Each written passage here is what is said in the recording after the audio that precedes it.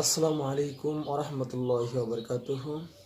সুপ্রিয় দর্শক শ্রোতা, গতকাল আমি ফেসবুকে একটি পোস্ট করেছিলাম শবে বরাত সম্পর্কে।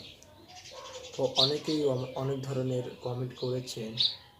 তো আমি সেখানে একবারও বলিনি যে এই শবে বরাতকে কেন্দ্র করে যে আনুষ্ঠানিকতা করা হয়, নামাজ কালাম ইত্যাদি, এগুলো করা যাবে কিনা এই সম্পর্কে কিছু বলি নাই। কিন্তু আমি ছোট্ট একটা বিষয় নিয়ে বলেছিলাম যে এই দিনকে ভাগ্য রজনী বলে ইবাদত করা যাবে না, এটা বলেছিলাম। তো এই দিনে অনেকে অনেক ধরনের মন্তব্য করেছেন, অনেক ধরনের কমেন্ট করেছেন। এই কমেন্টগুলোর জবাব ইনশাল্লাহ পরে দেব। আগে বাংলাদেশের 4জন মুফাসসির, বড় বড় আলেম দিন, তাদের মুখ থেকে শুনে নিই আসলে শবে বরাত পালন করা জায়েজ কি না। উপলক্ষে আনুষ্ঠানিকতা করা, সিন্নি দেওয়া, আপনার ওই যে আপনার কি হালুয়া বিতরণ করা। একটা জাল হাদিস বানাইছে যে নবীজি দাঁত ভাঙছে এই জন্য হালুয়া খাইছে, এই জন্য আমরা হালুয়া খাই। মানে কত বড় চিটারি আপনি চিন্তা করেন। আপনার বাপের কথা কথা ঠ্যাং ভাঙছে এই জন্য উনি একটা ইয়া নিছে, কি বলে এগুলাকে, একটা লাঠি নিছে মনে করেন, লাঠি দিয়ে বেচারা ঠ্যাঙা ঠ্যাঙা হাঁটে, কারণ ঠ্যাং ভেঙে গেছে। এখন আপনি বাপের ছেলে বলতেছেন, উফ আমার বাপের শত্রুর সাথে লড়াই করতে গিয়া ঠ্যাং ভেঙে ফেলছে, অতএব বাপের প্রতি আমি ভালোবাসা প্রকাশ করতে গিয়ে আমার ভালা ঠ্যাঙে আমি একটা লাঠি নিয়ে খোঁড়াইতেছি। বাপে ওই লাঠিটা নিয়ে মাথা দিয়ে মারবে কি পারবে না, যে বেয়াদব তুই তো আমার ভেঙাইতেছিস, ঠিক না বেঠি? তো যদি নবীজি দাঁত ভাঙিয়া হালুয়া খাইয়া থাকেন, তো আপনিও দাঁতটা ভাঙেন, ভাঙিয়া হালুয়া খান। আপনি আস্ত ভালো দাঁত নিয়া সবার হাতে হালুয়া খাইতেছেন, এর চেয়ে বাট পারে আর কিছু হইতে পারে? আর ওহুদের যুদ্ধ কি শাবান মাসে হয়েছে? আপনি এটা কোথায় পাইছেন? এগুলা সবগুলা হলো এই হালুয়া খুরির জন্য আপনার মাসালা বানাই নেওয়া আর কি। ভাইরা আমার, সবরাত কেন্দ্রিক রাত্রি জাগরণ, দিনে ইবাদত এবং আপনার আরো যত কাজ আছে, এগুলো কোনোটাই আসলে বিশুদ্ধ হাদিস দ্বারা প্রমাণিত। তবে হ্যাঁ, বিভিন্ন হাদিস থেকে এইটুকু বোঝা যায় এই রাতে আল্লাহ রাব্বুল আলামিন হিংসুক এবং শিরকারী ছাড়া বাকিদেরকে আল্লাহর সাধারণ ক্ষমা ঘোষণা করেন। কথা কি বুঝতে পারছি? আর যেহেতু শাবান মাস নফল রোজা মাস, অতএব অন্য দিনের মতো ওই দিন রোজা রাখতে পারেন, কিন্তু সবরাত উপলক্ষে স্পেশাল রোজা, এটাও বিশুদ্ধ হাদিস দ্বারা প্রমাণিত না। কিন্তু সবরাত নিয়ে বহুত মারামারি কাটাকাটি আছে। দুঃখের বিষয়, যে সমাজে নামাজের খবর নাই, হাজার হাজার হারামের কাজ চলতেছে, সেখানে সবরাত নিয়ে কি হয়? মারামারি হয়। আল্লাহ আমাদের বোঝার তৌফিক দান করুন। সাপ্তাহিক রিপোর্ট আল্লাহর দরবারে কোন কোন দিনে পেশ করা হয়? বৃহস্পতিবার, সোমবার। এই জন্য আল্লাহর নবী চাইতেন যে আমার রিপোর্টের সময় দেখো তুমি যে আমি সিয়াম আছি, দেখো এই নাও দেখো। এই জন্য তিনি কোন কোন দিন ভালোবাসতেন? বৃহস্পতিবার আর সোমবার সিয়াম পালন করা। সবাইকে আমি অনুরোধ জানাচ্ছি এই 2 দিন সিয়াম পালন করার জন্য। আপনি মুরব্বী, আপনার কাছে আমার জরুরি অনুরোধ, আপনি বৃহস্পতিবার সোমবার সিয়াম পালন করবেন। আর বাৎসরিক রিপোর্ট কোন দিন পেশ করা হয়? না না না না, শাবান মাসে। তবে শাবান মাসের কোন দিন? সেই দিন মুহাম্মদ সাল্লাল্লাহু আলাইহি ওয়াসাল্লামের জানা ছিল না, যার কারণে তিনি শাবান মাসে বেশি বেশি সিয়াম পালন করতেন। বর্ণনাকারী বলছেন, আল্লাহর নবী আপনি শাবান মাসে এত বেশি রোজা থাকেন, সিয়াম থাকেন কেন? তখন আল্লাহ রাসূল বলছেন, দেখো শাবান মাসের বাৎসরিক রিপোর্ট পেশ করা হয়, কোন দিন আমার জানা নাই। কিভাবে ভারত, বাংলাদেশ, পাকিস্তানের আলেম ওলামা জেনে নিলেন সেদিন 15ই শাবান। তাই কলকারখানা, অফিস আদালত, কোর্ট কাছারি, শিক্ষা প্রতিষ্ঠান সবকিছু বন্ধ করে আতর গোলাপ মেখে রাতে গোসল করে দিনে সিয়াম থাকে। অবাক কথা, এত বড় সুযোগ হলো তো আল্লাহ নবী তাহলে একদিনই থাকতেন।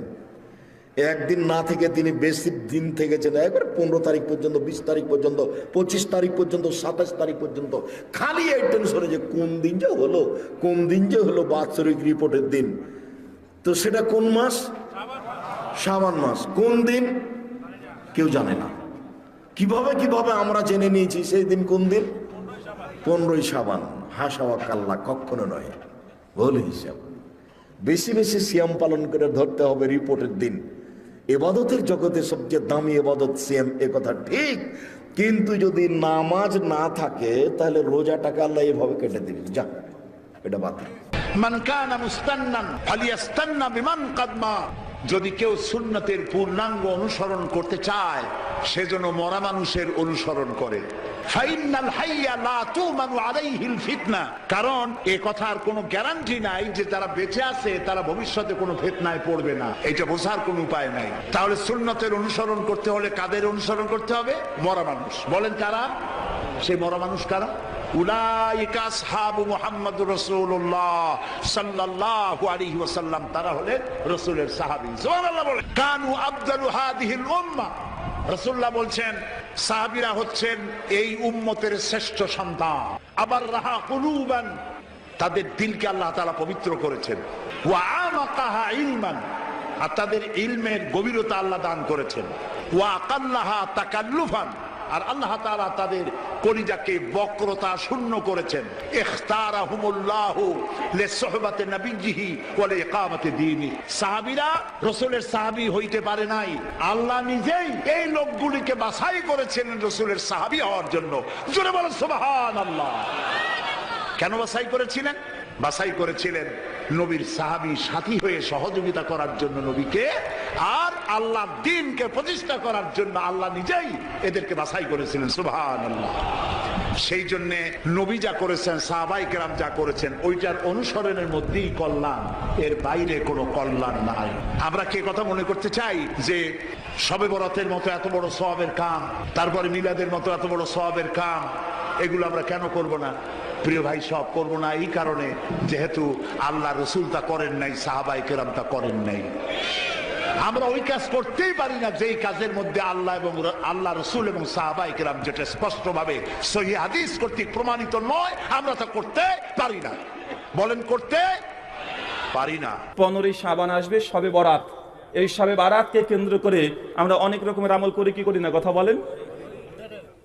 আর এটা নিয়ে গোটা বিশেষ করে বাংলা ভাষাসী মানুষের মধ্যে এখন থেকে একটা উজ্জীবিত ভাব যে সামনে শবে বরাত আসছে, আমাদেরকে হালুয়া রুটি তৈরি করতে হবে, সারা রাত মসজিদে জাগতে হবে, এই দিনে আমাদেরকে এই এই কাজগুলো করতে হবে, এমন আয়োজন হয় কি হয় না কথা বলেন?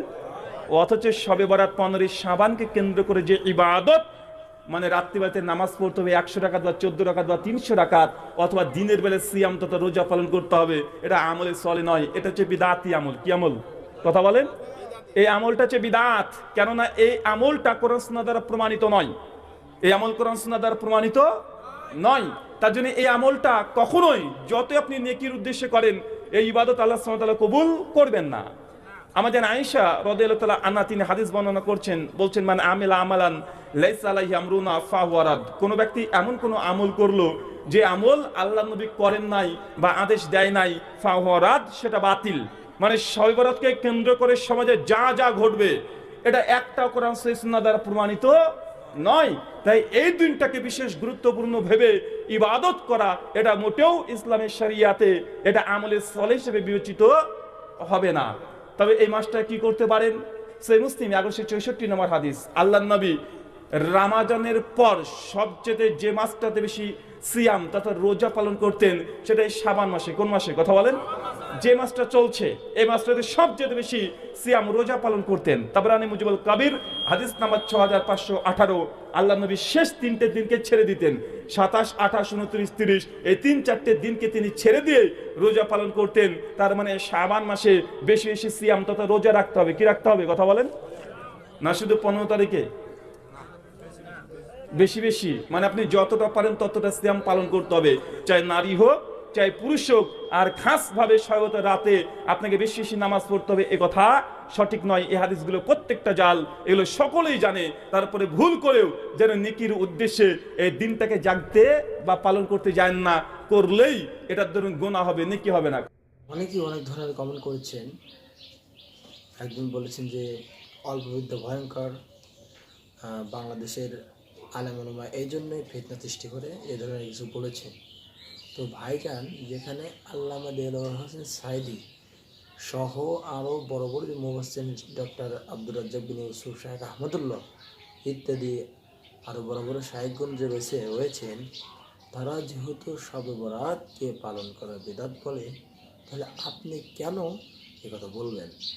আপনার তো ইসলাম কোনো জ্ঞান নেই, তারপরেও আপনারা আলেমদেরকে প্রতিপন্ন করবেন? এটা হতে পারে না, কারণ আপনার মধ্যে অহংকার আছে। একজন মানুষের যদি ইসলামের জ্ঞান না থাকে তাহলে সে কখনো একজন আলেমের ভুল ধরতে পারে না। আরও অনেকে অনেক ধরনের কমেন্ট করেছেন। আশা করছি সকলে বুঝতে পেরেছেন ইনশাল্লাহ। এখন নিয়ে ইনশাল্লাহ আর কেউ এই নিয়ে মাথা ঘামাবেন না। সকলেই ভিডিওটি দেখবেন, ধন্যবাদ, এবং ভালো লাগলে সাবস্ক্রাইব, শেয়ার, লাইক, কমেন্ট করবেন। আসসালামু আলাইকুম রহমতুল্লাহ। পরবর্তী ভিডিওর জন্য সকলে অপেক্ষা করুন।